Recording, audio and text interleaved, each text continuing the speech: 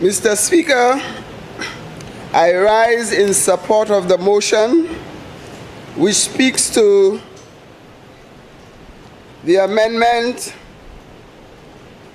the Parliament's affirmation resolution which approved the draft value-added tax amendment of Schedule 1, order which amends Schedule 1 of the Act to include as zero-rated goods, which will come into effect as of the 2nd of August 2025 to May 31st, 2026. Mr. Speaker, permit me to take leave to congratulate the schools in the Babono constituency that is also part of District 1. And District 1, as an education district, is shared between two constituencies. So Grosile and Babono, we form District 1. And we have the slogan that District 1 is always number 1. When I visit the schools, when we talk to the students, they say, District 1 is number 1. That's the children's slogan when I visit them. So I just remind you that we have remained number 1. I want to congratulate all the students who have done very well in District 1 and throughout the island, because there are 8 districts, but District 1 normally lead the way. And I want to congratulate the teachers. I want to congratulate the parents who made sacrifices to help these children. And I want to commend the Prime Minister and my cabinet colleagues for the sacrifices and the efforts and the decisions this government has made to invest heavily in education. Yesterday, Mr. Speaker, I had to attend 3 graduations, and today is another 3. But the Prime Minister usually gives us some latitude to say, blame the Prime Minister. So today I cannot attend graduations because we had to report here in Parliament. However, I want to extend my apologies to the schools that I'm not able to attend the graduation today, and I want to wish them well. Mr. Speaker, as we move in looking at this motion on the floor, I will not do like my fellow parliamentarian on the other side, who indicated how excited he is, how elated he is, and how this is such a great decision. But before he concluded the statement, he added, but. And in the English language, if something is positive, you keep it positive. You do not add but. You say and, which means you enhance what you have said. So it is a very good resolution, and I want to lend my support to this motion. Mr. Speaker, when we speak of zero-rated items on food, we have had long discussions and debates about the cost of living or the cost of food items on the shelves in St. Lucia. And this is a bold statement coming from the member for Castries East and Honorable Prime Minister of this country, fully supported by his cabinet ministers. Mr. Speaker, this resolution, once it is passed, and the request to pass this resolution indicated that it should be on the 2nd of August. And that is a significant date, Mr. Speaker. Significant in the sense that it's the day after Emancipation Day. Emancipation Day is on the 1st of August. So we are liberating the prices of a number of food items on the shelves in St. Lucia. this is also coming into effect during the summer holidays, Mr. Speaker. And there is something about summer holidays many people do not understand. The children are no longer in school. They are at home. And that refrigerator, the doors open time and time again. The children eat more when they are on holidays. And the Prime Minister and this Parliament is willing and prepared to lower the price of food items so that the parents who are under pressure trying to get extra food to feed these children during the holidays, that is a savings grace for them, Mr. Speaker.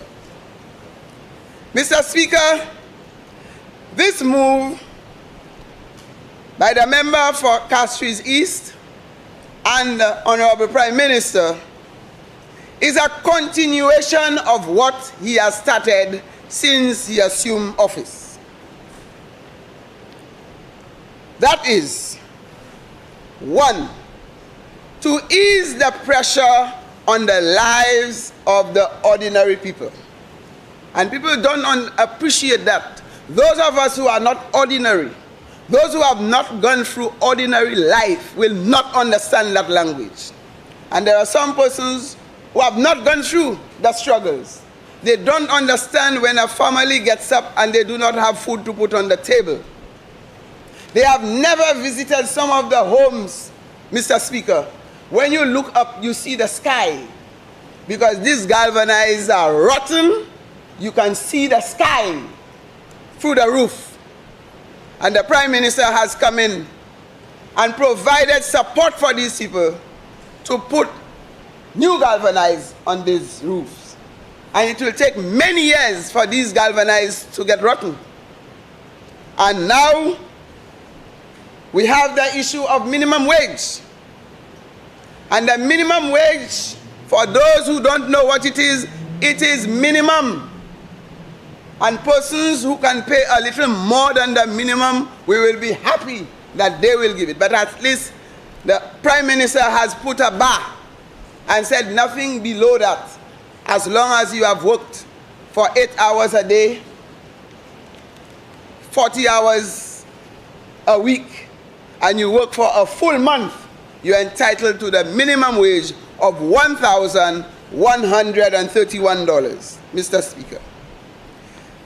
The Prime Minister, in his good heart, and member for Castries East, saw it necessary that while we realize some elements of economic growth, it was necessary, Mr. Speaker, to share it with those who are under his watch.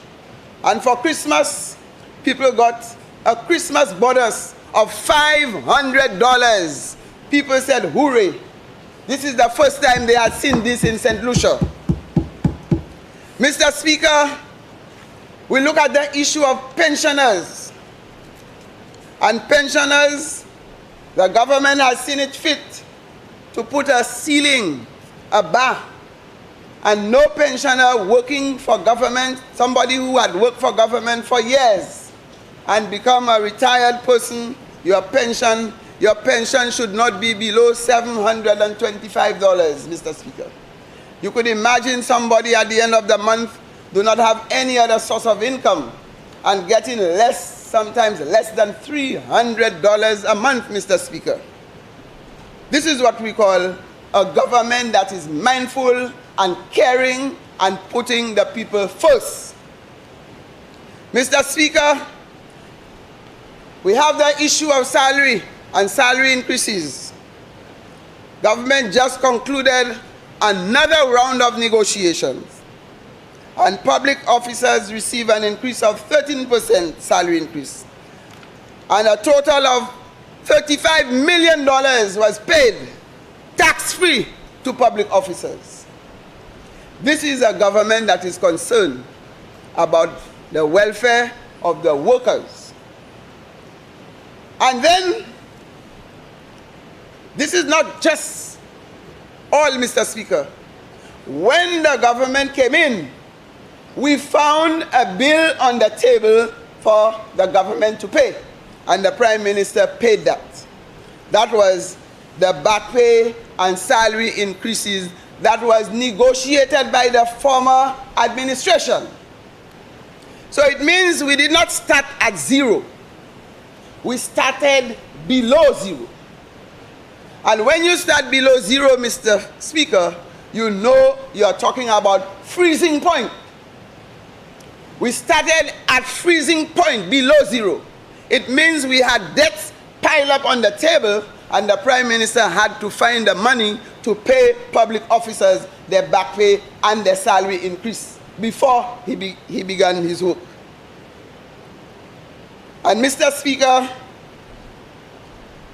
it's not just the salary for public officers. There were so many areas in this country where we were below zero. We started negative, at a negative, below the waterline. And that is why I see it as one where this government, under an astute captain, we were able to go down deep in the ocean to pull St. Lucia up. Pull it out because it was buried deep down. Mr. Speaker, we saw the issue of housing assistance. And I don't know how often you drive around, especially in the rural areas, Mr. Speaker, and you will see people adding a little piece to their homes. They are adding toilet facilities. They are putting a little extra room because now they have a little more disposable income. And therefore, they can repair their homes, they can add a little piece, they can extend. And there are some people well known to the other side. And they have some structures that had been there for years. And when I pass around and I see wall going up, I said, yes, the government is doing a good job. Because these people now can begin to repair. It's not just for people who support the Labour Party. It's for the people of St. Lucia. Whether you are whatever color, this government works for the people of St. Lucia. Mr. Speaker, there are some noticeable signs you can see something positive happening in the country. And some of us, maybe depending on where we are at whatever time of the day, you don't pay attention to those things, Mr. Speaker. But where I am privileged to see those little trucks that pass, and I see how many young men seated, and they have their little haversack on their back, and I know they are heading to a construction site. I know they are heading to work. When they come, I can look at their shoes, and I can see cement. I can see they were working somewhere. I drive around, Mr. Speaker, under the bus stops and the bus shelters, and I see most of them empty. Before, when we came in, these spots were packed. There were meetings. Some of them were going for lunch when it's lunchtime. They had their break time, and they were just seated there. Mr. Speaker, it is visible sign that this government is doing something positive for these people. That they no longer congregate in these sites. They get up in the morning, pack up their bags, and they go to work. That is the most important thing. And then, for those who are struggling to make ends meet, the government is trying to meet them by bringing down the prices of the food items. And I was just following, Mr. Speaker, what some people are saying about this motion out there. And they said a lot of the foods that are highlighted there are zero rated, Mr. Speaker. You can get a healthy meal from that, Mr. Speaker. They saw vegetables and they saw peas and everything. These are healthy foods for your diet. And once it is affordable, the people are going to eat healthier meals, Mr. Speaker. Mr. Speaker, in addition to that, as parliamentarians, we reach out to the people. And when a constituent come in and they tell you of their situation, and you can reach out and give these people a little voucher, that's another way of reducing the price of the goods that because they have a voucher that will help them match the price. You give them some food hampers. These are ways we reach the vulnerable persons, Mr. Speaker. And my fellow colleague minister, parliamentary rep for Castries Southeast, who is responsible for equity, and he faces these people on a daily basis. Those of us who are in our constituencies, and your constituents come to you as they come to me to explain their situation, you almost like going to tears and you say, how am I going to help this person? How am I going to help this person put food on the table? How am I going to help this person repair that house that is, the termites have eaten everything, the floor is going? What are you going to do? And the Prime Minister, along with my cabinet colleagues, we have put safety mechanisms in place to assist these persons. And these people are smiling that they have a government that cares about them. Mr. Speaker, we also have persons who are in temporary jobs. They do not have job security. And now we are in a position where we are preparing to give especially the wage, the non-established employees of government who are on wages. Now they are going to get job security. It means these people can go to the bank and take a small loan. They can go to courts and say, I have a job that is secured, I'm being paid X amount, and I want to borrow X, and I will be able to pay you. Before, they could not do that. The cry comes every day that I am not sure if I will have a little job next 3 months, so I cannot take any small loan to go and fix my home, to send my child to school, to go and buy medication. People who need this, that, they have for medical assistance. Some have to go to Martinique, some have to go to OKEU. Wherever the medical facilities are, we assist them in ensuring that they take care of their health. Mr. Speaker, I believe, in my view, that this is one of the best things the Prime Minister and member for Castries East can give the people of St. Lucia as of August 2nd, the day after Emancipation Day. And with this, Mr. Speaker, I give my strong support to this motion on the floor. I thank you.